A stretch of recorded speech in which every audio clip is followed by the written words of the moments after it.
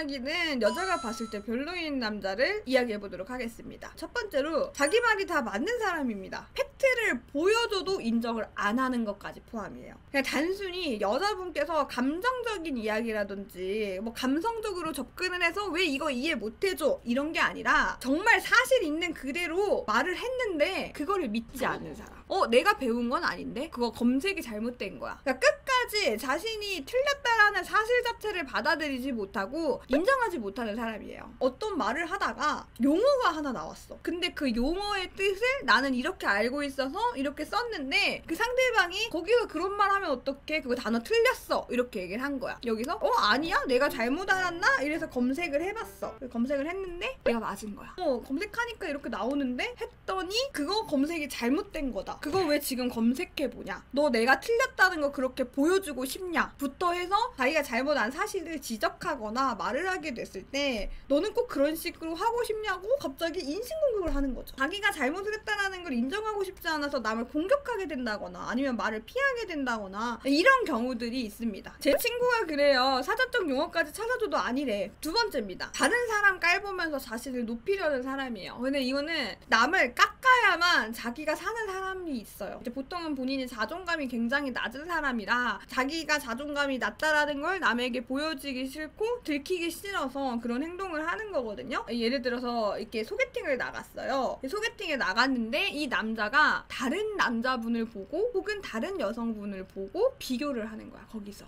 와, 저 남자 머리 너무 별로지 않아요? 제 머리는 괜찮죠? 내가 저 사람보다 낫다라는 말을 굳이 앞에 사람한테 들어서 확인을 받아야 되는 사람인 거야. 이런 경우가 있었습니다. 어떤 남자분이 나를 칭찬하고 싶어서 어떤 여성분이 머리색이 되게 화려하신 분이 있었어요. 약간 무지개 색깔의 느낌으로 되게 화려한 분이 있으셨거든요. 저한테 와, 저 여자분 머리 보라고 정말 안 어울린다고, 홍찬님 같은 사람이 정말 예쁜 사람이라고 이렇게 얘기를 했던 적이 있었어요. 그 얘기 들었을 때 내 기분은 집에 가고 싶다 였죠. 저 사람을 빗대어 나를 칭찬하는 것도 기분이 나쁘고 다른 동성을 보면서 본인을 치켜 올리려고 하는 행동도 기분 나쁘고 굉장히 별로라고 생각을 합니다. 그래서 이런 사람도 좀 별로인 남자로 좀 뽑겠습니다. 네, 그리고 세 번째입니다. 열등감이 드러나는 사람이에요. 자신이 정한 계급 사회를 살고 있어서 그 안에서 자기는 어느 정도 위치가 된다고 생각을 하는 분입니다. 그러니까 머릿속에서 나는 지금 이 정도 되는 사람이고 이 정도의 위치에 있어. 그래서 내 위로는 어떤 사람이 있을 거고 내 아래로는 어떤 사람이 있겠죠. 자신이 만난 이성이 내가 생각했을 때 나보다 아래라고 생각했는데 알고 보니 나보다 좀 높은 사람이라고 느껴질 때 상대방을 비하하거나 안 좋게 보는 사람을 말을 합니다. 친구들 사이에서도 계급을 매기는 것뿐만 아니라 자신의 여자친구 성공이나 합격을 했을 때 자신이 생각하는 그 기준에서 올라간다고 생각을 했을 때 곧이곧대로 축하를 못하는 경우입니다. 여자친구가 너무 잘 나가서 내가 너무 작아 보인다와는 다른 개념이에요. 나보다 아래라고 생각했던 사람이 나보다 위로 올라가려고 한다? 내가 사랑하는 사람이어도 못 받아들이는 겁니다. 저 사람이 너무 잘나서 내가 작아 보인다는 건 어쨌든 저 사람이 잘난 걸 인정을 하는 사람이란 말이에요. 그런데 인정을 하기가 되게 싫어요. 그러다 보니 상대방의 다른 점을 깎아내리는 쪽으로 선택을 하게 되는 사람인 거죠.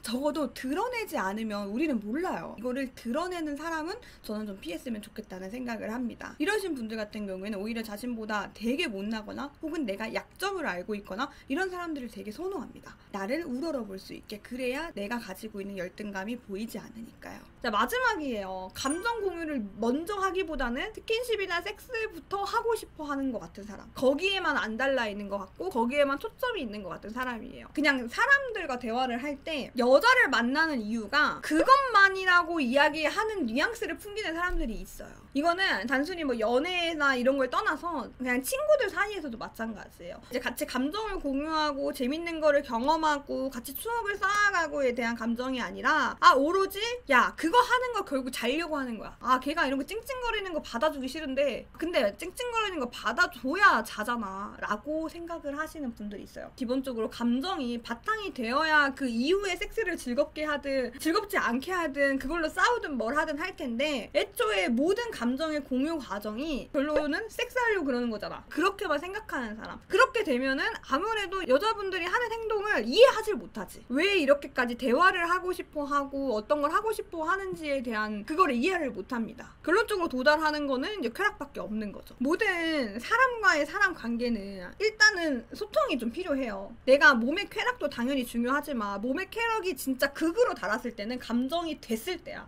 물론 정말 그냥 몸이 잘 맞는 사람도 많긴 하지. 감정공이 없어도 너무 잘 맞는 사람 있던데요. 부정하지 않습니다. 그런 사람 있는데 이런 사람은 진짜 여자분들이 좀 안 만났으면 좋겠습니다. 남자분들도 재밌는 거 함께 할 수도 있고 같이 추억을 쌓는 거에 행복감을 느끼는 사람이 분명히 있어요. 난 이런 분들과 연애를 했으면 좋겠다. 여자분 입장에서는 이런 남자를 만나게 되면 감정에 대한 결핍을 계속 느끼게 돼요. 몸을 섞고 있긴 한데 계속 감정이 공허한 거야. 계속 저 사람한테 사랑이라는 게 안 느껴지는 거예요. 연애가 하고 싶으면 연락해. 여자가 봤을 때 이제 별로인 남자 특징 4가지에 대해서 이야기를 해봤거든요. 본인이 해당이 된다고 생각하는 사람도 있고 같은 남자가 봐도 아니라고 생각되는 사람이 분명히 있을 거라고 생각해요. 오늘 여기까지 할게요.